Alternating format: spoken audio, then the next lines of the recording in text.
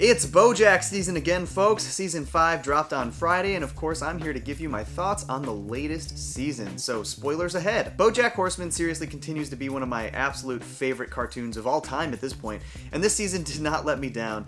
Season 4 ended on what I felt was a super positive note for BoJack, probably for the first time ever in the series, but Season 5 didn't necessarily continue down that positive path. The first episode, titled The Light Bulb Scene, does a great job setting up the season. We see BoJack on his new series Filbert, which was set up at the end of last season, and it starts to showcase the ways that his new TV show parallels his own life. The set of Filbert is pretty much an exact replica of his own house, down to the ottoman that Sarah Lynn burned back in season 1. That was kind of a fun reference. We meet a little bit more of Flip McVicker, the creator of Filbert, who perfectly embodies the pretentious creative douche type out here in LA. Seriously, trust me guys, they nailed it. We also learned that Princess Carolyn is trying to adopt a child, which I personally love because I desperately want PC to be happy, and I was really pulling for her to bounce back after a really tough season 4. BoJack has a great call with Hollyhock, which establishes that she's in school. Also wanted to point out that she's clearly a big fan of Quack DeMarco, given the poster, and that one kind of hurt, honestly. Rest in peace, Mac. And the end of this first episode with the reveal that Diane and Mr. Peanut Butter are separated and getting divorced was really effective. I'm glad they didn't linger on the process of the divorce after setting it up last season, instead focusing on the drama and difficulties that come with being divorced. The second episode focused on Diane and was called The Dog Days Are Over, which definitely refers to the fact that she is no longer with Mr. Peanut Butter, you know, a dog. Framing the episode around the listicle that she has to write for Girl Crush was a smart move, and worked really effectively.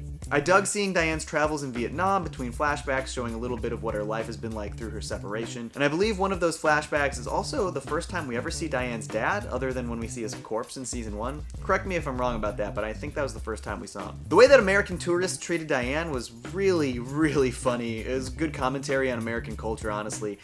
Here she is speaking perfect English, and they refuse to believe that she can understand them. The idea that she pretended to be native to hang out with the eagle was pretty funny as well. I really liked that sequence. But my favorite part about that episode was definitely the montage at the end with the voiceover. That was excellent. The third episode was called Planned Obsolescence and focused a bit on BoJack's new relationship with his Filbert co-star Gina. BoJack pushes Gina to pursue her musical theater goals and sets up an opportunity for her to sing on the show. This really backfires and embarrasses her in a pretty heartbreaking way, and it was pretty tough to watch.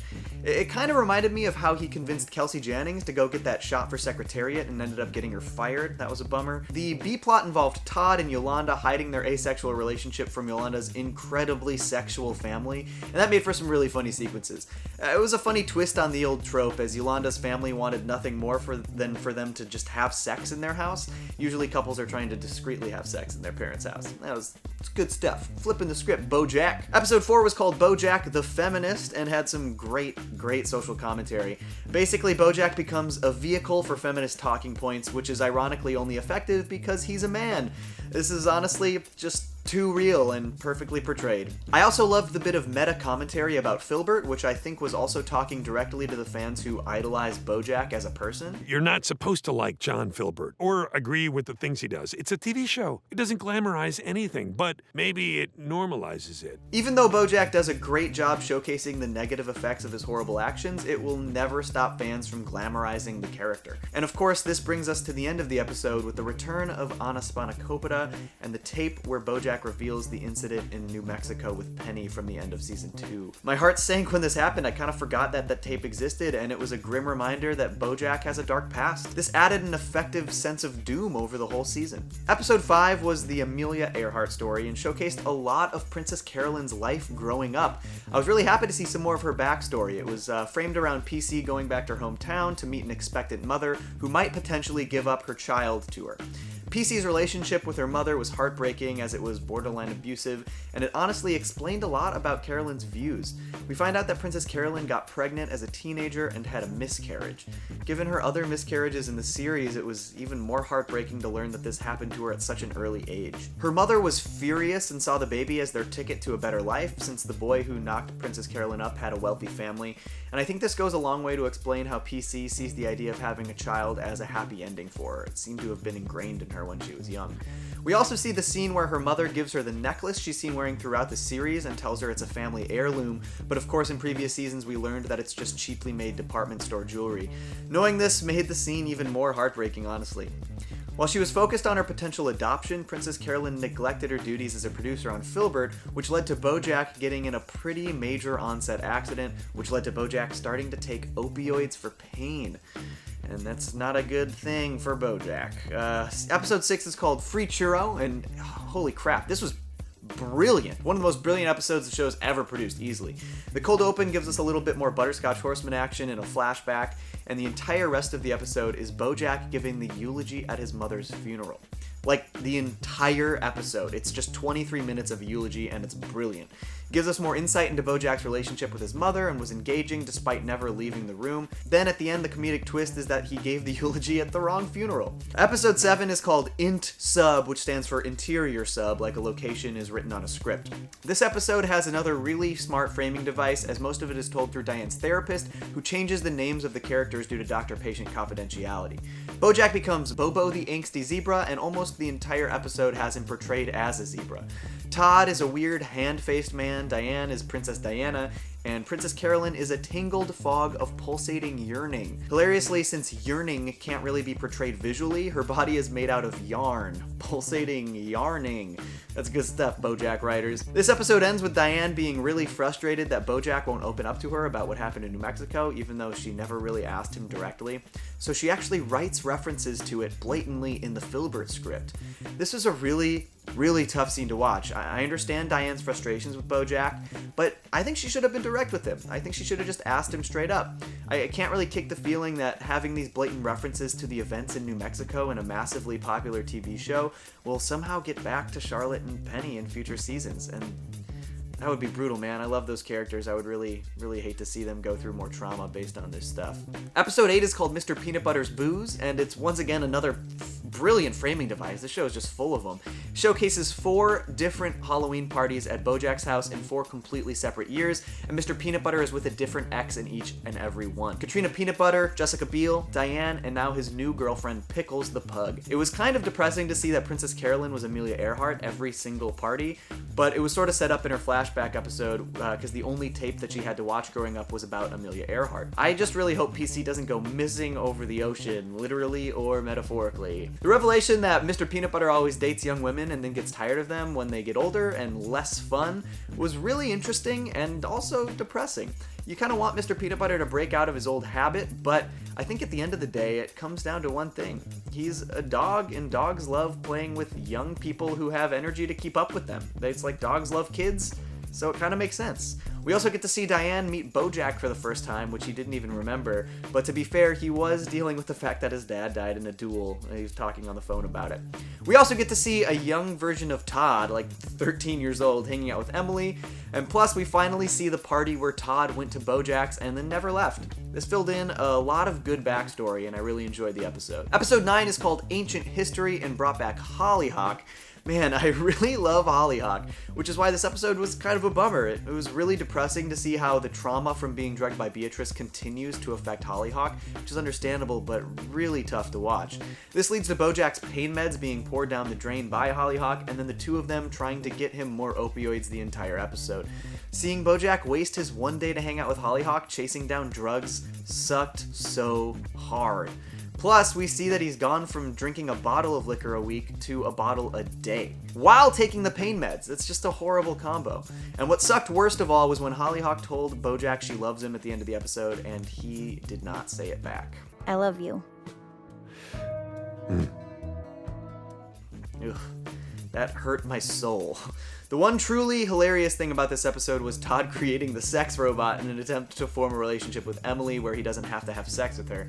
And dear Lord, that sex robot is hysterical. The way that it becomes the boss at whattimeisitRightNow.com over the course of the season is just truly perfect and hilarious. The end of the episode sees BoJack drive his car into traffic and get into an accident in a nice cliffhanger. Episode 10 is called Head in the Clouds, and yes, Margot Martindale returns, finally. I had a feeling this was going to be Margot Martindale as soon as they mentioned somebody washed up on the beach, and I'm really glad they didn't let me down with that one. We get a 2-month time jump between the last episode and this one, and it shows that BoJack has continued his relationship with Gina even after they had sort of ended it. I actually loved seeing BoJack admit that he likes Gina, and in that moment I felt pretty happy for them both. They seemed like they were really good together. The scene where Diane berates BoJack about his past, New Mexico, and Sarah Lynn was heartbreakingly brutal. I don't know if I agree with the way that Diane did this, but she was absolutely right about so many things. But BoJack really did let Sarah Lynn down, like he does with so many people that he cares about, and it kind of scares me for the future of the show and some of the characters that he cares about. I hope he gets better. I also really liked how Diane sort of released BoJack from her life in this episode, and then also released this giant BoJack balloon into the air. That was just fun, interesting symbolism. And then we come to episode 11, and the 11th episodes of each season have become sort of infamous. There's always some major, huge thing that happens in them, and this one was a doozy. Jesus Christ, was it a doozy. This episode had another brilliant framing device, as BoJack's continued substance abuse blurred the lines between his real life and his TV show Filbert. This was really, really effective and confusing throughout the episode. It really sucked to see Gina confront BoJack about his drug problem, because she really wants him to get better. That was just brutal. And then came the worst scene, one of the most difficult scenes ever to watch in this series, as in a drugged out stupor while filming a strangling scene in Filbert, BoJack just continues to strangle Gina after they've cut, and he nearly kills her. It's holy shit. Jesus Christ, it was so hard to watch. It really f***ed me up. This was also a really depressing callback to the 4th episode of the season, when BoJack took the really obvious stance on live TV that choking women is bad. Good job, BoJack. This incident leads to the show getting shut down, and the episode had the fitting title Showstopper. The final episode of the season is called The Stopped Show, and it involved BoJack realizing and coming to terms with what he'd done. When he realizes the extent of his actions, he wants to come clean and tell the world. And this is kind of encouraging behavior from BoJack, and it's good to see him actually display empathy and remorse, but the fact that he can't stop himself from being so destructive and toxic is really hard to come to terms with. Gina understandably did not want BoJack to reveal the truth about what happened, since her career had finally started to take off since Filbert had premiered. And this was just a heartbreaking reality, and I'm sure it parallels actual real stories of abuse in Hollywood. BoJack asking Diane to publicize everything negative about him was really interesting and shows his own growth, despite the fact that he can't get his together and just be a better person.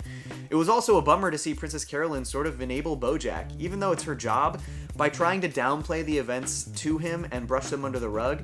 Despite this, I was really happy for PC's ending this season, as she finally adopted a child and seems to be on the path to happiness. I know a lot of difficulties can come with this child, but for now I'm hyped for PC. The fact that BoJack continues to f*** up so dramatically, and in this case possibly irredeemably, while still showing empathic growth, really shows how nuanced his character in this series are. I want to cheer for BoJack, I want him to get better and be better, but I don't know how to forgive him after this season. This is a hard one. I'm really happy for his growth and utterly depressed and disgusted by his actions. Is there a path back for BoJack after the season? What do you guys think? I want you to let me know in the comments. It ended on what I consider to be another positive note, though, as BoJack heads into rehab. I'm really excited for him to get clean, and I hope he sticks with it. The final shot of the season shows Diane driving into a tunnel as the sun sets. And I didn't really know what this final shot meant when I watched it, but I've seen a lot of people point out that Diane was portrayed as Princess Diana earlier in the season, and given how Diana met her untimely end in a tunnel, this really worries me. I really hope Diane makes it out the other side. Metaphorically and literally. Overall, this was just another amazing season of television. I'm always so damn impressed with how the show can have me gut-bustingly laugh one moment and break down emotionally the next, and they truly excel in their dramatic moments, which is saying a lot for a show about a horseman. But what do you guys think? Did you like the new season of BoJack? Please tell me your favorite part about it in the comments. And I also want to let everyone know that I will have my analysis of the Season 5 intro sequence out within the next day or two, and it's a really, really good one this year, guys. There are some great details in there. I actually have a couple more BoJack videos planned as well for the coming weeks, so look forward to those if you want to hear more of my BoJack analysis. Alrighty, y'all, thanks for tuning in. Like, subscribe, share, all that good stuff, and I will catch you next time. Peace. Johnny to Cellos.